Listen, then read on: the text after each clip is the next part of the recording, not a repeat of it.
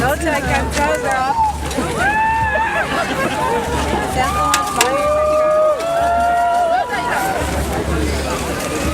Bonjour! Je veux vous remercier aujourd'hui d'être là.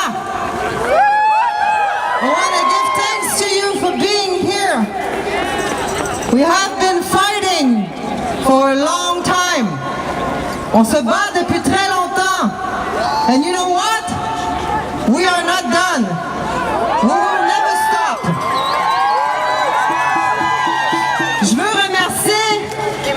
I want to give thanks to our relatives that are here from BC. It is with great joy that we welcome them. Je veux remercier nos relations ici du BC qui sont venus marcher avec nous.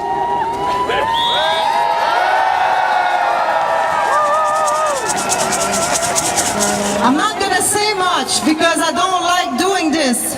I don't speak anymore. I act. J'aime pas ça parler, j'aime ça agir.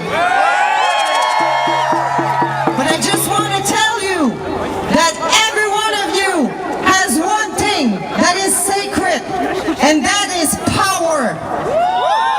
Vous avez tous le pouvoir d'apporter un changement. Tous. Vous avez tous ce pouvoir sacré de changer les choses. Même la plus petite des actions peut aller très très loin. So please, never stop. Jamais! There we go.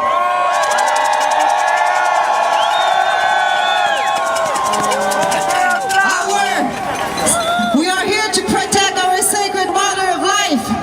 This is what I do with mine. I protect the water. And our sister here asked us to sing. J'ai ma sœur ici de Wendake qui vient de Québec. À toutes les marches, elle descend de Québec pour venir marcher avec nous. Je veux la remercier. So we're going to sing a song because that's the way we do. We pray. Parce que c'est comme ça qu'on se bat, nous. On prie à travers nos chansons et à travers nos cérémonies. Because that is very important.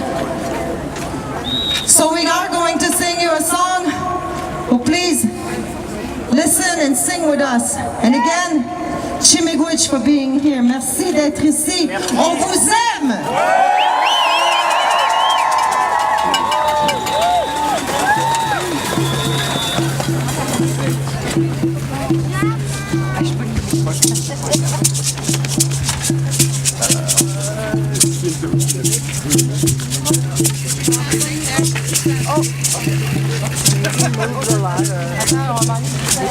Sing first.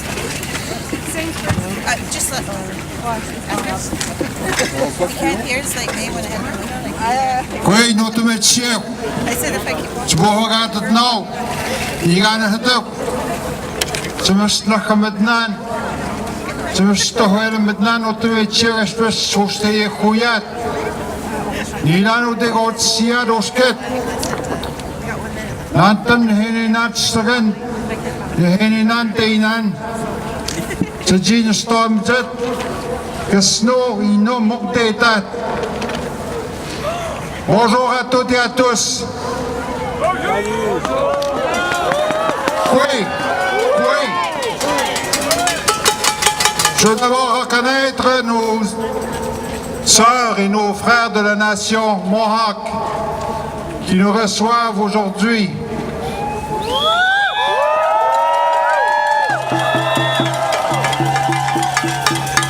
Leur solidarité va être capitale, comme votre solidarité, la solidarité de toutes les nations.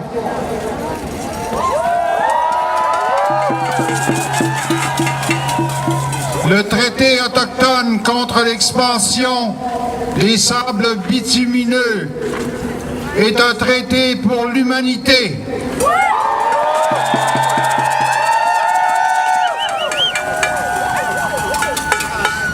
Comme mes consoeurs et mes confrères l'ont dit, Trudeau ne voit pas juste. Trudeau a pris parti. Et Trudeau a pris parti contre les droits des peuples des Premières Nations.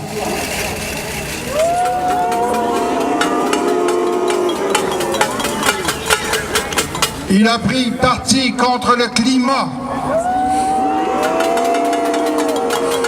Et c'est à nous que revient la responsabilité de le lui rappeler.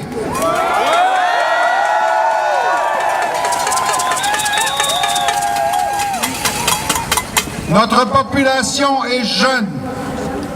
Les 25 ans comptent pour 55% dans l'ensemble de nos nations. C'est important de se le rappeler à tous les jours. Aujourd'hui marque une opportunité et un privilège pour nous, les Premières Nations de l'Est, de tendre la main à nos consoeurs et nos confrères de la côte ouest.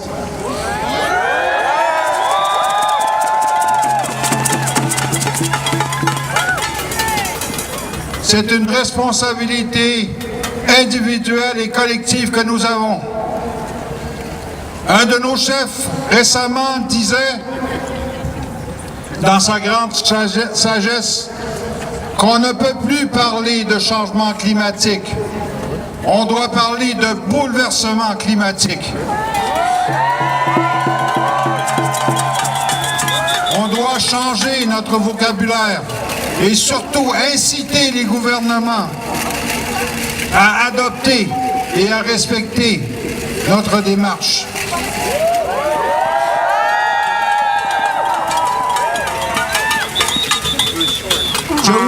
Je vous invite à appuyer le traité d'alliance, le traité autochtone contre l'expansion des sables bitumineux. La bataille n'est pas terminée. Elle commence. Bonne journée à tous et à toutes.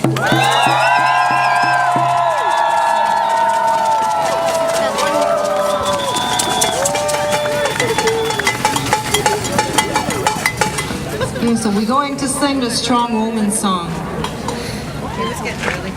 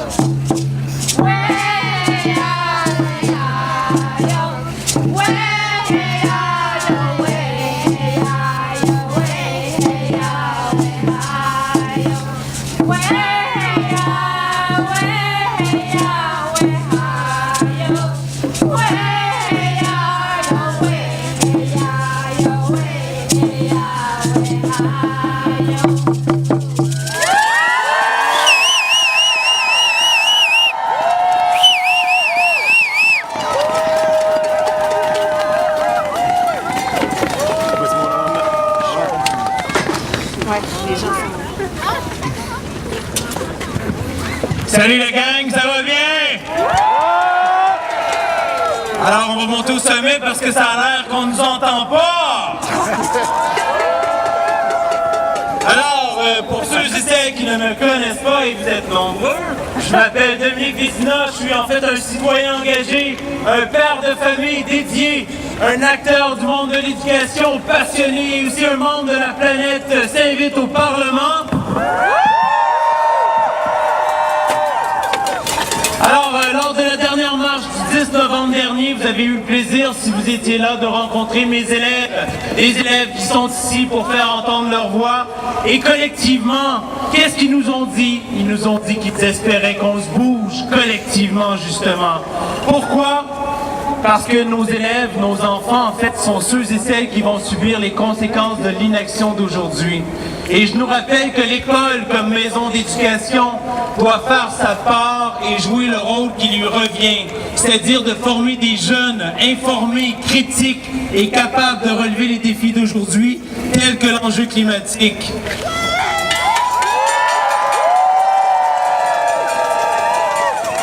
Au cours des dernières semaines, vous avez probablement vu, il y a des voix d'élèves, des voix de jeunes qui s'élèvent partout dans le monde entier. On a vu des jeunes en Australie qui sont sortis de leurs écoles pour faire entendre leur voix. On a vu la semaine passée des jeunes, 15 000 jeunes en Mauricie au Québec, qui ont déclaré l'état d'urgence climatique à la ville de Trois-Rivières. On a une jeune militante extraordinaire qui s'appelle Greta. Greta en Suède, qui était à la COP24 cette semaine et qui a rappelé aux dirigeants qu'il fallait qu'on se bouge.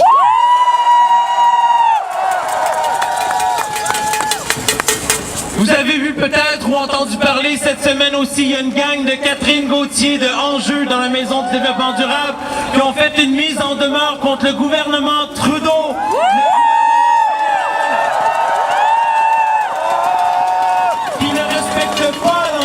Qu'il a pris aux Nations Unies, c'est-à-dire de faire respecter le droit à un environnement sain pour tous. Alors, qu'est-ce qu'on voit? On voit que partout partout dans le monde, les voix s'élèvent et les enfants se lèvent aussi pour faire entendre leur voix. Je tiens à les saluer, ceux et celles qui étaient présents aujourd'hui, les enfants, les parents, les femmes enceintes, parce qu'il faut faire entendre notre voix collectivement. Le 22 février prochain, je le rappelle, François nous l'a dit tout à l'heure, la planète s'invite à l'école.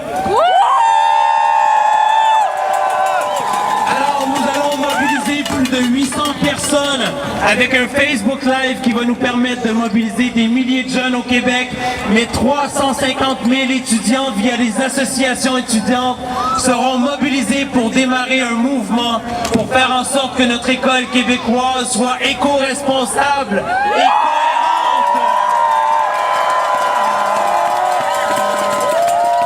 Alors, si jamais vous êtes étudiant, professeur, conseiller pédagogique, recteur d'université, on vous invite à notre école, le Collège Regina Sumta, le 22 février prochain, parce que je veux un plan, nous voulons un plan!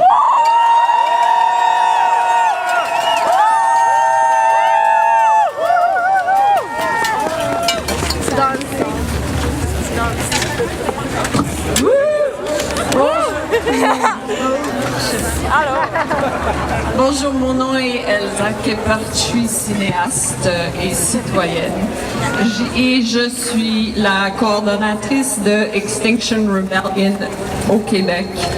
Pour ceux qui ne connaissaient pas, Extinction Rebellion, c'est un mouvement de désobéissance civile non violente qui a démarré au Royaume-Uni récemment et qui se propage à travers l'Europe et l'Amérique du Nord ainsi qu'au Canada. Extinction Rebellion prône ceci. Quand le gouvernement d'un pays échoue à fournir toute assurance de protection adéquate et de sécurité pour le bien-être de son peuple, le contrat social est rompu. Rendu invalide par le gouvernement dans son échec continue à agir de façon appropriée.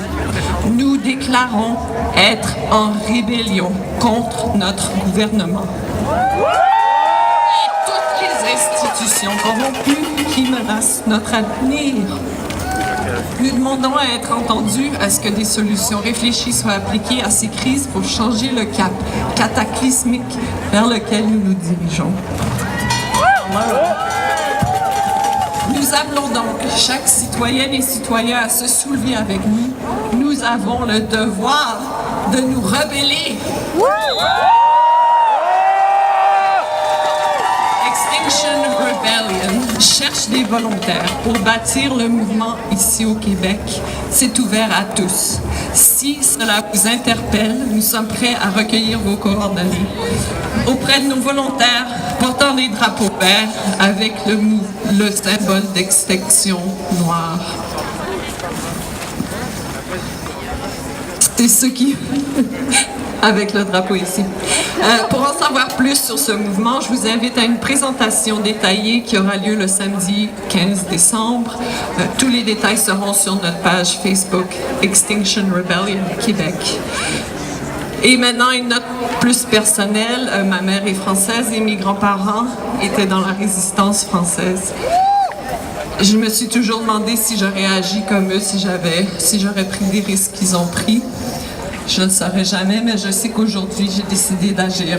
Merci.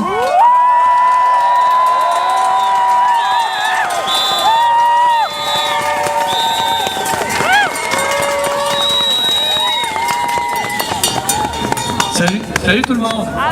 Avez-vous froid? Mais où est donc l'effet de serre quand on en a besoin? Mais écoutez, quelqu'un me disait tout à l'heure quelque chose de tellement vrai. On est 5000 aujourd'hui, mais c'est ressenti 100 000. Alors, moi aussi, j'ai pas chaud, je vais faire ça rapidement. Ce qui se passe en ce moment, c'est très grave. Parce qu'en ce moment, ce qui se passe, c'est un vol. On est en train de nous voler notre avenir.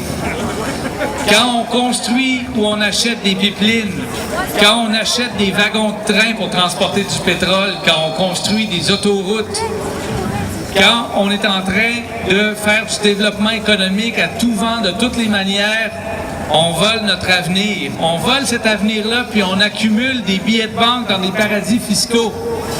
Tout dans cette équation-là doit changer.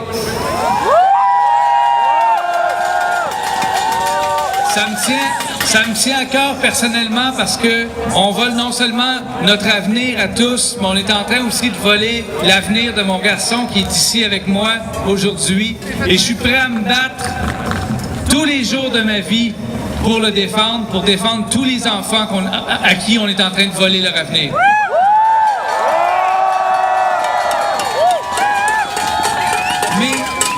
Mais j'ai un secret à vous confier. J'ai un secret à vous confier.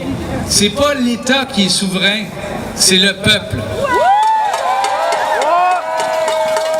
Et c'est à nous d'exiger de nos dirigeants, à Québec, à Ottawa, ailleurs dans le monde, d'agir maintenant pour protéger notre avenir, parce que chacun d'entre nous a le droit de vivre dans un environnement sain. Et ce droit-là, quand on le gagne pour nous, on le gagne pour nos enfants, puis on le gagne pour les 7 prochaines générations. Alors, ce qu'on a vu en 2018, ça a été seulement un début. C'est la dernière fois qu'on est ensemble, peut-être cette année. Mais un autre secret à vous confier, puis il va falloir passer le message, puis je le pense à tous les dirigeants, les dirigeantes. Regardez-nous bien, parce qu'en 2019, vous avez encore rien vu. Merci.